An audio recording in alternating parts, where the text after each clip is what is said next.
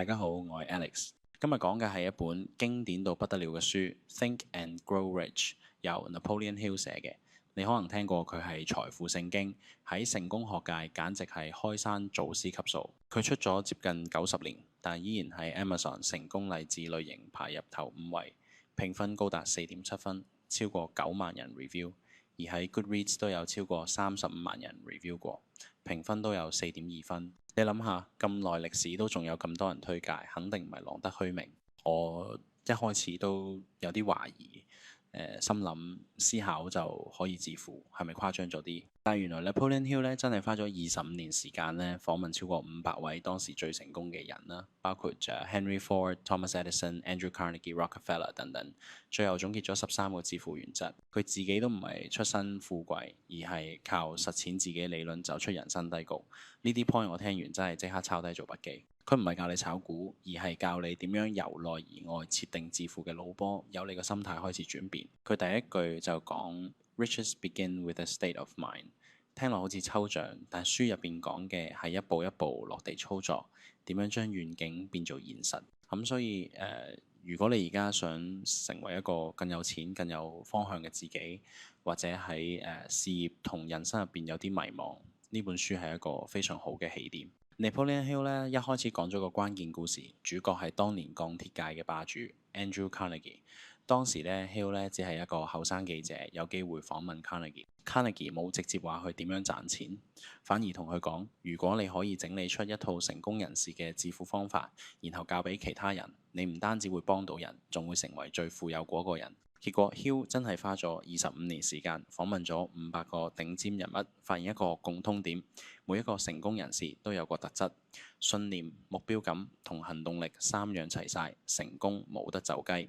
例如 Thomas Edison 發明電燈試咗超過1萬次都唔成功，但係佢從來唔覺得失敗係終點，只係邁向成功嘅一步，因為佢有清晰願景。而且無論幾難都堅持行動，咁所以 Hill 話成功唔係運氣，而係一套可以複製嘅心態系統。聽到呢句我真係起雞皮疙瘩。你唔需要天資聰穎，唔需要人脈豐富，只要培養正確嘅思考模式，成功其實可以設計出嚟。Hill 成本書第一句金句就係 Whatever the mind can conceive and believe it can achieve。佢強調致富唔係靠錢開始，而係靠個腦。你要成為邊個，首先要信你可以成為嗰個人。佢形容信念就好似火車頭，冇佢帶頭，成列火車喐都唔喐。你可能話我都未成功，點信自己得？但 Hill 話唔好等有信心先開始，係開始咗先至會有信心。我有個朋友阿 Brian 做 freelance designer， 起步時又冇客又冇人識，成日捱更抵夜都揾唔到食。後來佢開始每日寫低我係一個收緊6位數收入嘅 designer， 仲以呢個身份去發文見人報價。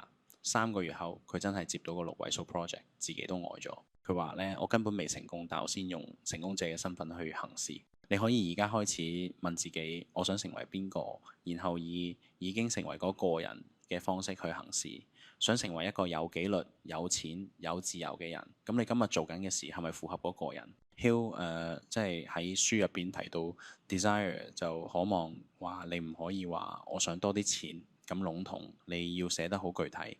你想幾時攞到幾多錢？點樣攞到？用咩交換？佢講過一個男人寫低自己要賺75,000蚊美元，詳細寫咗計劃貼喺鏡前，每日讀6次。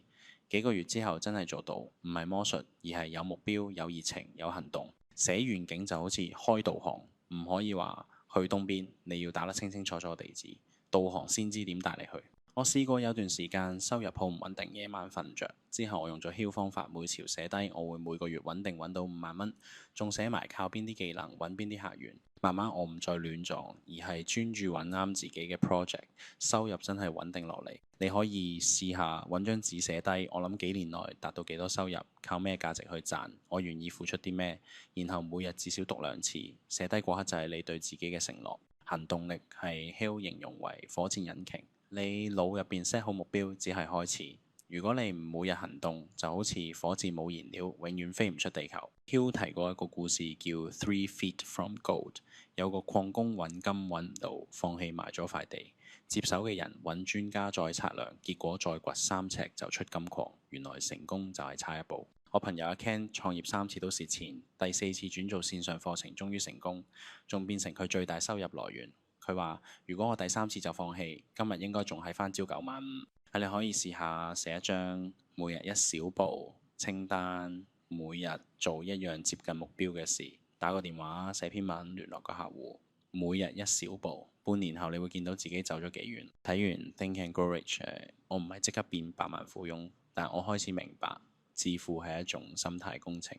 與其諗住點慳錢，不如諗點樣令自己變得更有價值。唔係靠運氣，而係靠信念、願景同行動，一步一步咁行出嚟。